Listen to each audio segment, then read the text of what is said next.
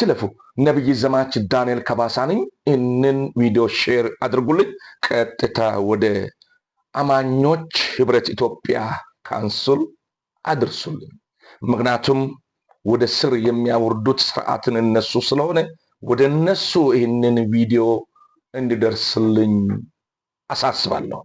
የሚያሳስበው ጉዳይ ከእናንተ በልጬ ሳይሆን በልቤ ውስጥ ያለው ነገር፣ ሁሉ መንፈስ በውስጤ የሞላው ነገር ልናገር ቀርቤያለሁ። ይህም ኃላፊነቶቻችሁ ተወጣችኋል ወይ አልተወጣችሁም ስንል ትውልድ ተጠርቻለሁ ብሎ የሚያስብ እግዚአብሔር ረድቶኛል፣ በቀራንዮ መስቀል ላይ ኢየሱስ ዋጋ ከፍሎልኛል ብሎ የሚያምን ስለ ኃጢአታችን ስለ መተላለፋችን የቆሰለውን አምላክ አምኖ ጌታን እንደ ግል አዳኝ አድርጎ ተቀብሎ ንስሐ የገባ ቀደም ስለነበረውን ባራቸው ስራቸው ስርዓትን ትቶ ወደ እግዚአብሔር መንግስት እንዲቀላቀሉ ከዲሁ ዝግጅት እያደረጉ ላሉ ትውልድ ነው የሚያስተላልፈው ዛሬ መልእክቴ። የእግዚአብሔር ቃል ስናገር እዚህ ጋር አንድ ስፍራ አነባለሁ። የሐዋርያው ጴጥሮስ መልእክት በደንብ ስማ።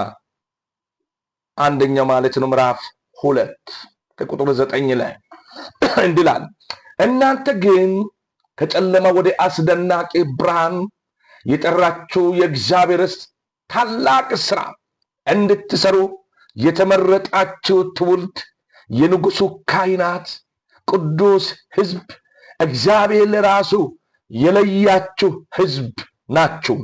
ቀድሞ የእነዚህ ወገን አልነበራችሁም፣ አሁን ግን የእግዚአብሔር ሕዝብ ሆናችኋል። ቀድሞ ምሕረት አላገኛችሁም ነበር፣ አሁን ግን ምሕረትን አግኝታችኋል እያለ ያወራል። ስለዚህ በመድረክ ላይ እየወጡ አዳዲስ ሙሽሮች እንግዲህ ስርዓት በሌለ አለባበስ እኛ ጴንጤ የሆነ ነው ሰዎች ማለት ነው። እንደው ትምህርት ከኦርቶዶክሶቹ አንወስድም፣ ከሙስሊሙ አንወስድም። አለባበሳቸው በሙሽርነት ጊዜያቸው በእውነት ድግስ ቀናቸው ደረታቸው ከፍቶ ነው በአደባባይ የሚወጡት። ቃል ኪዳን ቄሶቹም ቆሞ የሚያስሩት በራቁታቸው ቀርቦ ነው። ተመልከቱ እስቲ። ከነሱ ትምህርት አንወስድም። ወንጌልስ አንድ አይደለም? እግዚአብሔር መልካም ነገር ከመልካም ነገር ጋር ይተባበራል። ወንድሜ ዛሬ አባቶች ለዚህ ጉዳይ መነጋገር ያለባችሁ። ምክንያቱም ቆማችሁ ቃል ኪዳን ስታስሩ ቄስ ሲያስር ከዚህ መልስ ጦቷ እየታየ ገላው እየታየ መድረክ ላይ ያቆማሉ። አቆመም አይተውም እንድትዘምር ይፈቅዳሉ። ማክን ይዞ እንዲዘምሩ ይፈቅዳሉ። ይህንን አጠብቀን መቃወም ያለብን። ምክንያቱም ተጠርቻለሁ የሚል ጌታን የሚያገለግል ከማንኛውም ውስብስብ ከሆነው ነገር ነፃ የወጣ ሰው ነው። ይህንን በቸርች ውስጥ እየተደረገ እናንተ ወደ የት ሄዳችሁ? ቄሶች የት ናችሁ አላችሁ? እንደው እግዚአብሔር አስቀምጧችሁ ተቀምጣችሁ ቁጭ ብላችሁ በቢሮ ውስጥ ብቻ ስለምን ነው የምትወያዩ? አዎ ስለምንድን ነው የምትወያዩ? እናንተ የሃይማኖት አባቶች ካውንስሉ ምን እየሰራ ነው? በቢሮ ላይ ቁጭ ብለው ይህንን ወርድ አትገመግምም? እንዴ ትውልድ ወደ ስህተት እየሄደ አትገመግምም? ሙሽራ ስትመጣ እራሷ በትክክል አይነት ሁኔታ አለባበስ ለብሶ ለምን አይገቡም? በራቁታቸው ጡታቸው እያሳዩ ሲገቡ ዝም ትላላችሁ፣ ጸጥ ትላላችሁ። የእግዚአብሔር ቤት ሲረግጡ ጸጥ ትላላችሁ። አዎ ስለዚህ ዛሬ ንቃ፣ ቄሱ ንቃ፣ ሐዋርያው ንቃ። አንደኛ ሐሳብ ቀጥታ ወደ ኢትዮጵያ ህብረት ካውንስል ይድረስልኝ። በመቀጠልም የሚያስተላልፈው እግዚአብሔር ጠርቶኛል የምትሉ ነቢያቶች፣ እግዚአብሔር ጊዜ የሰጣቸው ነቢያቶች፣ እነኚህ ቄሶች በየቦታ በየቸርቹ ተመድቦ በደሞዝ ነው የሚሰሩት።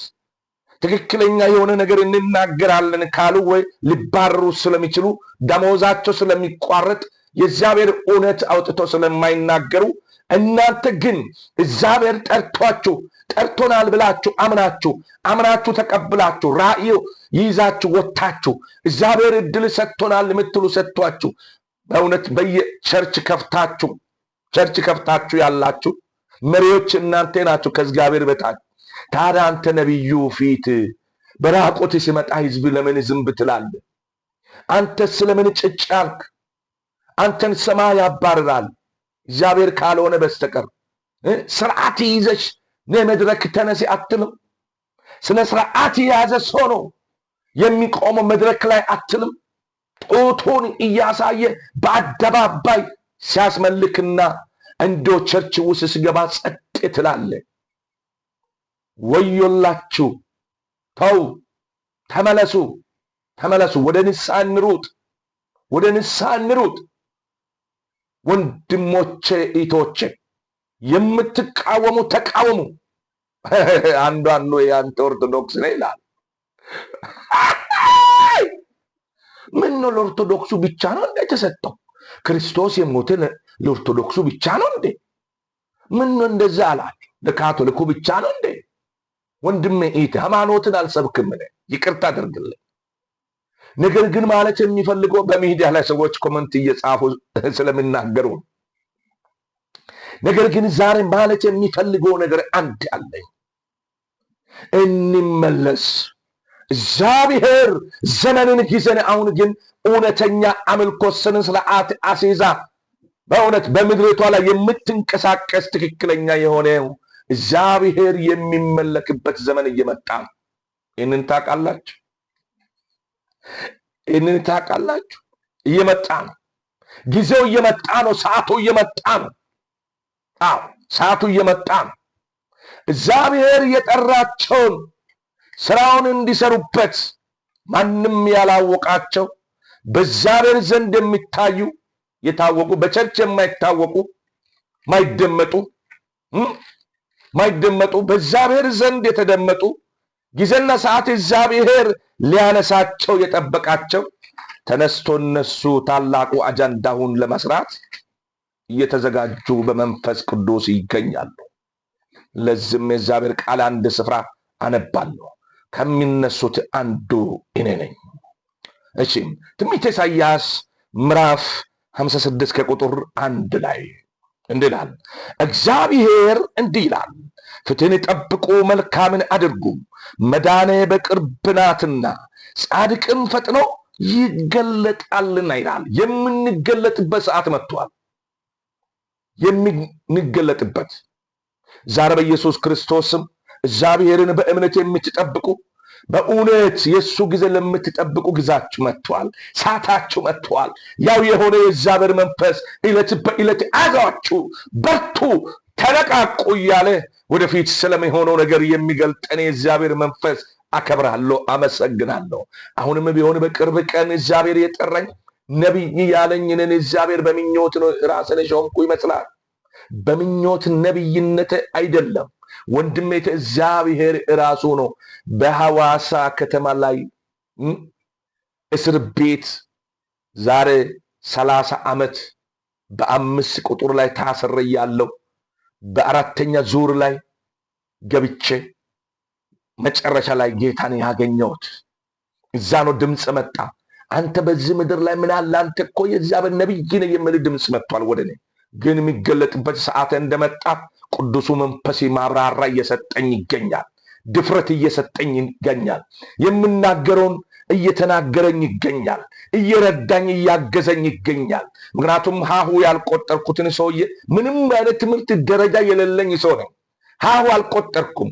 እግዚአብሔርን ጠይቄ አይንን ክፈታ ጌታ ሆይ ብዬ አይንን የጳውሎስን የአይን ቅርፊት የተከፈተ ከፍቶ ነው ወንድሜ ኢቴ እኔ ቃሉ ማንበብ የቻልኩት። ግን የምንገለጥበት ዘመን መጥቷል። የቪዲዮ ቀጥታ ወገኖቻችን ወደ ኢትዮጵያ ህብረት አማኞች ካውንስል እንዲደርስ ፈልጋለሁ። ሼር አድርጎ። እግዚአብሔር ጊዜና ሰዓት እየመጣ ነው። ጸልዩልኝ፣ ተባርኩልኝ። እግዚአብሔር ይባርካችሁ። አመሰግናለሁ። የሚቆረቆረው እየቆረቆረ